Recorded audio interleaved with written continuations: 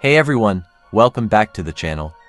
Today, we're tackling a pretty common OBD-II trouble code P0461. This code means there's an issue with your fuel level sensor circuit, specifically a range or performance problem. If your check engine light is on, and you've pulled up this code, stick around. We'll go through what it means, why it happens, and how to fix it. The P0461 code stands for Fuel Level Sensor Circuit Range Performance, which typically means the powertrain control module PCM detects that the voltage from the fuel level sensor doesn't match the correct operating voltage.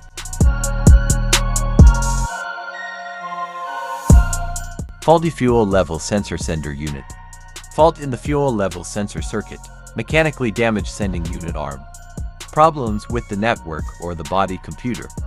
Problem with the PCM, for example, software in need of an update.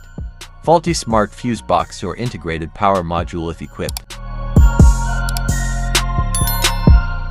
Illuminated check engine light. Inaccurate fuel readings. This happens when the fuel level indicated is different from the actual fuel level. Low fuel light that's on or flashing. First, grab an OBD scanner to confirm the P0461 code.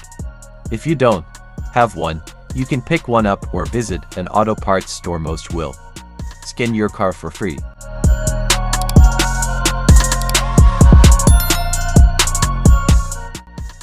The fuel level sensor is usually located in the fuel tank or attached to the fuel pump carrier bracket. First, carefully remove the fuel level sensor from your vehicle. Visually check the fuel level sensor's float, sliding contact, wires, and electrical connections for any damages. Use a multimeter to proceed a resistance test on the fuel level sensor.